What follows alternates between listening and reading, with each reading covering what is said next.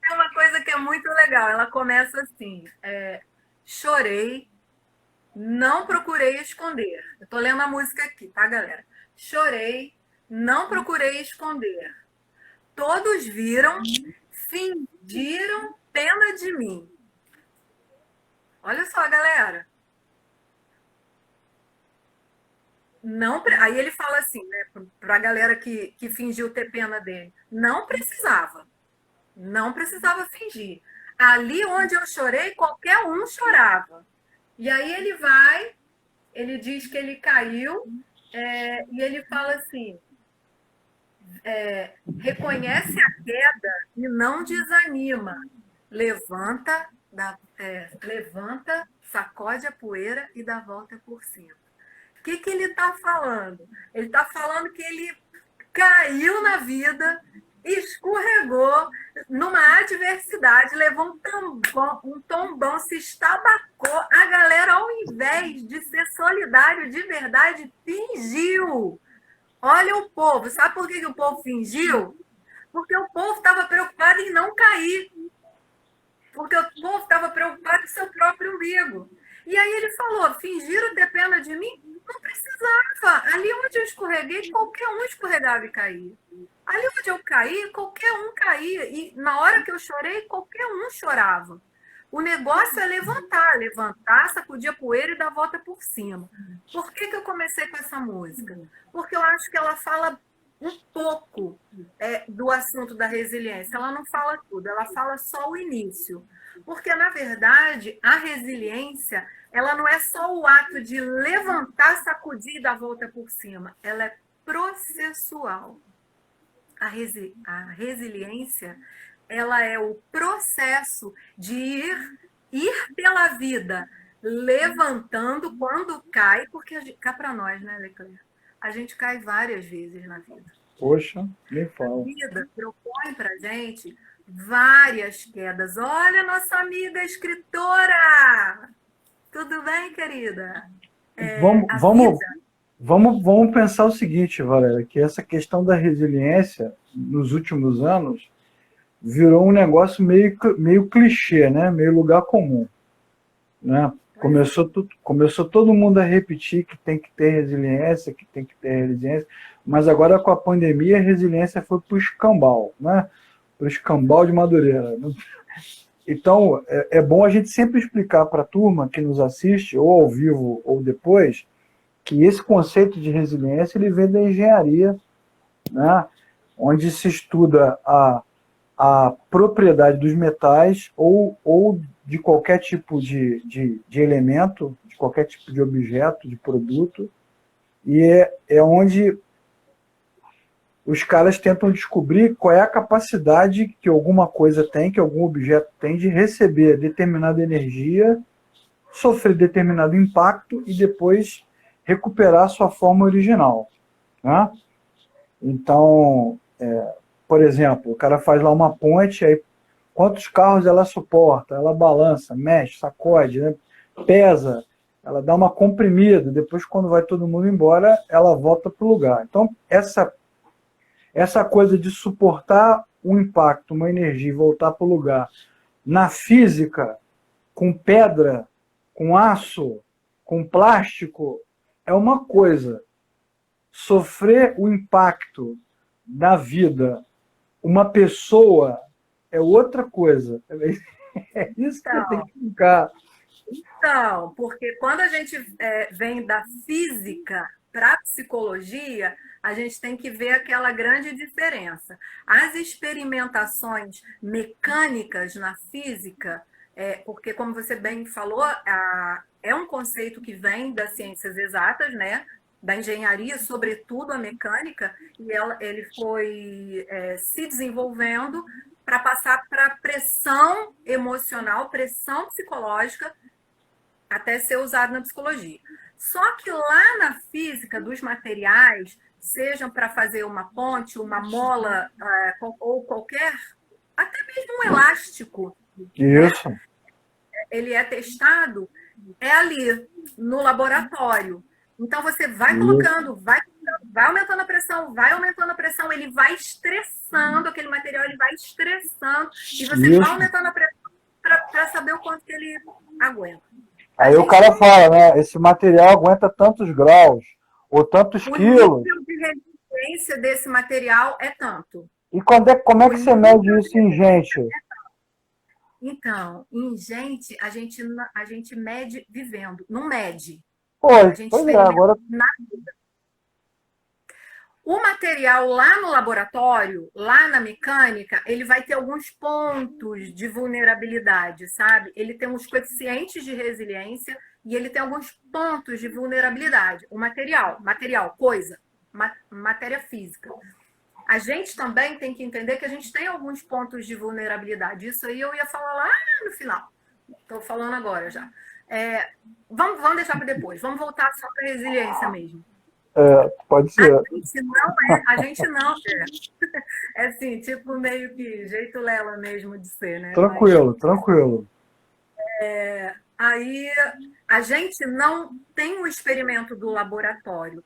Onde que a gente vai vendo esse nosso nível, esse coeficiente de resiliência, se a gente fosse passar para uma linguagem da física, na vida? E foi o que eu comecei com a musiquinha. A vida propõe quedas para a gente. É claro que a gente vai cair em algumas vezes na vida. Eu acho assim, eu não sei se existe uma pessoa que possa falar assim, eu nunca caí, não caio e não cairei. Acho que não. Né? A gente está chamando aqui de queda, porque a gente pegou uma musiquinha, gente, que é aquela musiquinha levanta, sacode a poeira e dá volta por cima.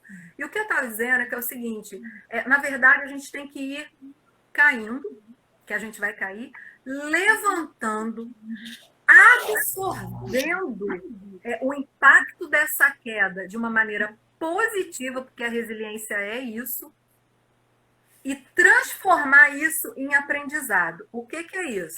Se eu passei por aqui nesse lugar correndo, escorreguei e caí, na próxima vez, pelo amor de Deus, não vamos passar correndo, porque senão eu vou escorregar e vou cair de novo. Se eu escorreguei porque eu estava com um sapato que a sola é escorregadia, não vamos mais passar com esse sapato. Sabe esse tipo de coisa assim? É aprender e apreender com aquele negócio para você não fazer da mesma maneira. Para você mudar, para a gente mudar. Para a gente mudar a nossa maneira de pensar e de responder. Usando esse exemplo muito fácil da queda em uma determinada área. Se eu sei que ali é escorregadio, para que eu vou passar correndo com sapato liso? Para cair. Eu gosto sempre de falar, né, lá da minha cidade. Aquele dia eu falei do Pico da Latinha e hoje eu vou falar de novo da questão do morro, né? Porque lá em Minas as cidades é tudo morro, assim. E eu fui aprendendo que não dava para andar com aquelas sandalinhas de menininha, bonitinha, assim, naquele torrarel. Porque era estabacar no chão fácil, com areia. Não dava para querer ficar de sandalinha, bonitinha, descendo no morro de paralelepípedo com areia. Não dava, ia cair. Então, quando não tinha outro jeito, o que a gente fazia? Tirava a sandalinha bonitinha de menininho e descia descalço, para não cair. A resiliência, ela propõe para a gente esse tipo de aprendizado, porque lá no laboratório, no material, quando é colocada a pressão, por que o material é resiliente? Porque ele absorve aquela pressão. Se ele não for resiliente, se ele for um material resistente, o que vai acontecer com ele? Em algum momento ele vai quebrar. Então, o material resiliente, ele absorve o impacto e não quebra. A questão está exatamente aí, porque naquilo que envolve materiais, né, objetos, coisas físicas, o que se pressupõe é isso, é que ele tenha uma capacidade de resistência para poder, uma capacidade meio elástica, né, de ir até uma posição e retornar para a mesma posição. Mas no nosso caso, no caso do ser humano, a resiliência tem a ver com aprendizado, não tem a ver com essa energia que você... Porque agora você vai ter que aprender a lidar com a doença, com a perda, com a morte, com a falta de trabalho, com a frustração. É um aprendizado. E aí, esse aprendizado... Uma coisa é você apertar uma borracha, né, ou comprimir uma madeira, ou um pedaço de pedra. Outra coisa é você ter que mudar paradigmas, né, ideias, olhares. Vamos pegar esse caso aí dramático que aconteceu do menino lá que morreu no elevador, você viu, né? Então, como é que a gente vai chegar para a mãe dele agora e dizer para ela ser resiliente? Então, tem uma... Primeira coisa, deixa eu falar hi teacher, meu professor de inglês ali. Olha só, hi teacher. Hi teacher. O que acontece?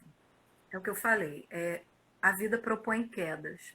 E aí a gente estava falando dos materiais resilientes e dos materiais que se quebram, né? É claro que algumas situações da vida quebram a gente. É claro que a gente quebra. Aquilo que eu falei dos pontos de vulnerabilidade, né? Que eu falei que eu ia falar lá no final. A gente tem pontos de vulnerabilidade. E se a pressão for incidida no material, naquele ponto de vulnerabilidade, ele vai quebrar. Na gente também. Essa situação da mãe, eu fico pensando que eu acho que um grande ponto de vulnerabilidade para quem tem filhos são os filhos. Né? Então, a gente está falando de uma circunstância totalmente peculiar, totalmente complexa, e acho que é o ápice quando uma coisa é desagradável, desagradabilidade, né? Enfim, é o chão se abrindo e ela caindo dentro, digamos assim. Só que se o chão abriu e ela caiu ali, com a morte, com a perda do filho, do jeito que foi, aí a gente precisa invocar os estoicos. Os estoicos... Você pensou que eu fosse falar o quê? Nada, eu gostei da referência. A gente só está tentando, a gente só tá tentando mostrar para a turma nessa nossa primeira conversa sobre esse assunto. Enquanto você estava colocando a caixa, eu estava explicando para a turma que a gente tem lá o canal do Série Improve, que a gente está discutindo as competências socioemocionais, o pessoal acessar lá e assistir. E essa é a nossa primeira conversa sobre resiliência. Eu acho, Valéria, que a primeira coisa que tem que mudar na nossa cabeça é esse pensamento pasteurizado, quadrado, encaixotado de resiliência, como se funcionasse para todo mundo do mesmo jeito. Porque não funciona. Exatamente, porque não funciona. Cada pessoa, eu tive uma terapeuta, que ela não foi a minha terapeuta, mas uma amiga, que ela sempre falava sobre luto, por exemplo. Eu falei, Cléia, cada pessoa reage de um jeito. Tem gente que chora, tem gente que grita, tem gente que fica em silêncio, tem gente que sofre na hora, tem gente que sofre depois, né? Tem gente que precisa ficar sozinho. Então, ela sempre dizia, cada pessoa precisa encontrar a melhor maneira de lidar com o luto, com a tristeza, com a dor. Então, é um aprendizado. E muitas vezes, na internet, no Facebook, na televisão, a gente é bombardeado por esse discurso motivacional, coaching, quadrado, encaixotado, pasteurizado, e aí você se sente mal porque não consegue reagir como você acha que deveria reagir. Daquele jeito. Daquele jeito. Não consegue reagir daquele determinado jeito. Daquele jeito. Exatamente. Daquele determinado jeito. Só que é assim, a gente já falou várias vezes aqui que nós somos uma singularidade. Se a gente é uma singularidade, a minha maneira é diferente da sua maneira, é diferente da maneira dessa mãe que perdeu esse filho. Cada mãe que vai perder um filho nessa vida vai sofrer, mas vai sofrer de acordo com a sua maneira. Vai sofrer de acordo com a sua dor, vai sofrer de acordo com aquela pessoa que ela é. E aí deixa eu voltar para os estoicos, que eu queria ler um negocinho aqui que é do Epicteto. Olha só. É porque eu gosto muito dele. Muito bom. Primeiro, ele é um cara super resiliente. A história dele é muito legal. Dos estoicos. O que devemos, então, dizer a cada adversidade que se abate sobre nós? Olha a resposta dele. Eu estava praticando para isso. Era para isso que eu estava treinando. O que o Epicteto está falando?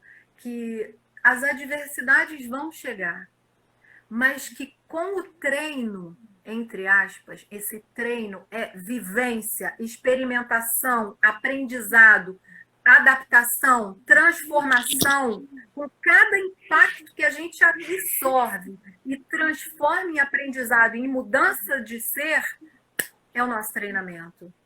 Para aquela adversidade, para que vem depois, O bambu, ele é muito resiliente. Mas o bambu, ele é resiliente ele sozinho e ele é resiliente ali no bambuzal.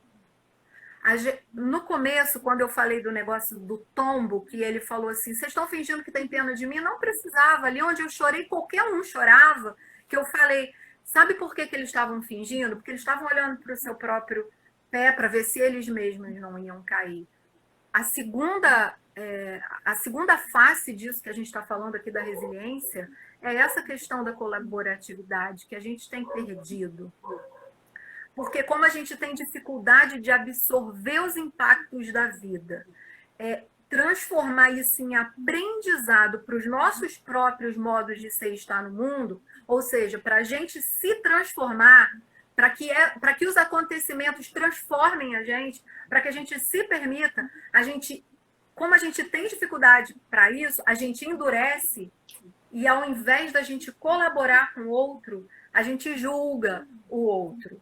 Então, assim, quanto mais resiliente, e assim, só falando numa coisa que o Leclerc falou, a gente tem um modelo de resiliência que parece que a gente nunca vai chegar. Só que resiliência é habilidade, e habilidade tem a ver com desenvolvimento. Então, a gente pode ir buscando a desenvolver essa habilidade em nós. Mas não é mágica. Não é assim, eu sou resiliente, então agora eu me adapto a tudo. Não, é claro que não. A gente vai tentando. A gente está passando, todos nós estamos passando, por isso que a gente está chamando aqui de nova realidade. Né? O pessoal aí está chamando de novo normal, e aqui nas lives a gente tem chamado de nova realidade. Todos nós estamos passando por essa nova realidade. Cada um de nós está passando de uma maneira. Cada um de nós tem contextos diferentes, e aí tem vários contextos, né? Tem desde aquela pessoa que está sozinha, isolada em casa, até aquela pessoa que está numa casa pequena, cheia de gente.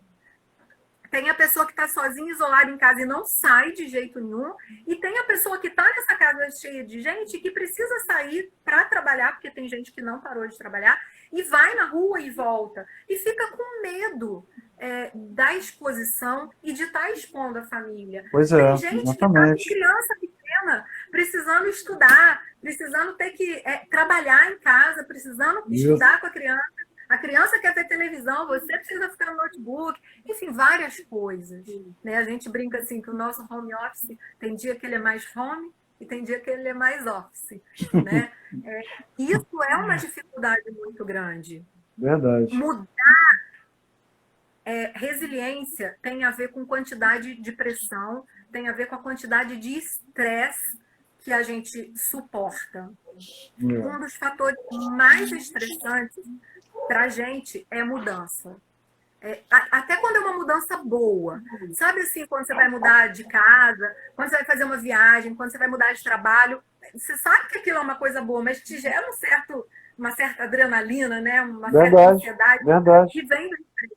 É positivo, é legal. Da mesma maneira que a ansiedade não precisa ser só negativa, o estresse também não precisa ser só negativo. A gente precisa dele para ir para frente.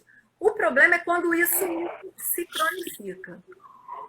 Ou quando a gente está exposto a uma situação que está grande para a gente. E o que aconteceu com a gente em relação à mudança? A gente estava vindo nos nossos trabalhos, na nossa vida, na nossa rotina, nas nossas produções, fazendo os nossos projetos, tendo os nossos sonhos, as nossas interações e tudo, e de repente vocês têm que ficar em casa. Vocês estão todos sob ameaça de uma doença e vocês têm que ficar presos em casa. Parece até aquela música do Tim Maia, né? A gente, quando ama, faz planos com a mulher amada. E de repente, todos os nossos castelos desmoronam. Eu falei que você estava poético hoje. Eu fico com a música, levanta, sacode a poeira e dá a volta por cima. Pois Mas assim, o que eu acho engraçado é que nesse discurso pós-moderno, corporativo, coaching, training, como que você quiser chamar, parece até que a gente programa a mudança, entendeu? Só que a mudança, muitas vezes, ela não é programada, né? A gente vê em várias obras aí da literatura, né? Os textos vão mostrando pra gente isso, que você suporta as coisas com força até a página 2, né? Quando vira a página e tem uma questão que você não esperava, que está para além da sua capacidade, aí isso é exatamente o que você falou, toca no seu ponto de vulnerabilidade. Eu tenho lido muito, tenho assistido muitos TED, muitos vídeos sobre vulnerabilidade. Tem até uma americana, uma palestrante, uma escritora, ela fala muito sobre isso, sobre como a vulnerabilidade torna as pessoas fortes. A tese dela é em cima disso. Toda a pesquisa dela é fundamentada nisso. Que as pessoas que suportam mais coisas e avançam mais são as que têm vulnerabilidade. Só que nesse discurso, o problema, o ponto que eu estou levantando, que não vai dar para a gente desenvolver muito, porque vai acabar já, mas é que esse discurso que a gente recebe é de força o tempo todo. Né? Pega o limão, faz a limonada, pega não sei o que, dá uma gargalhada. Como se a gente... Só que não é assim que funciona. Né? Como se fosse um pozinho de pique e fosse fazer isso assim, né? Do limão à limonada.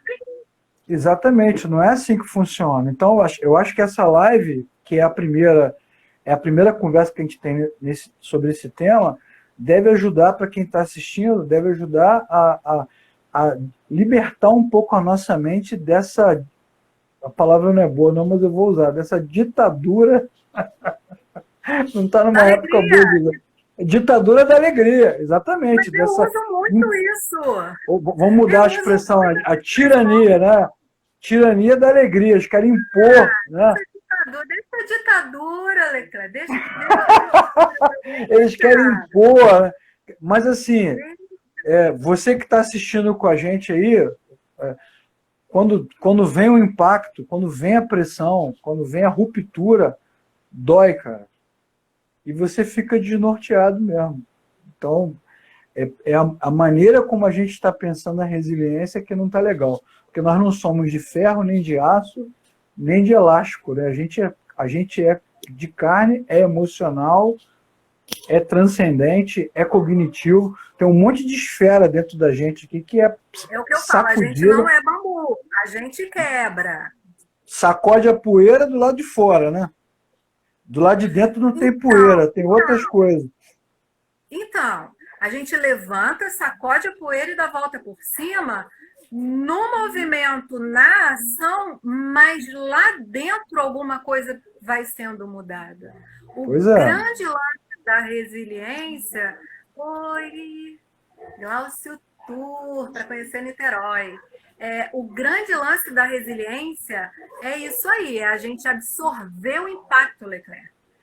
Só que assim, parece que a gente está falando uma linguagem muito técnica, mas não. Absorver o impacto que a gente quer falar aqui, não dos materiais, mas na nossa vida, é tipo assim, e agora?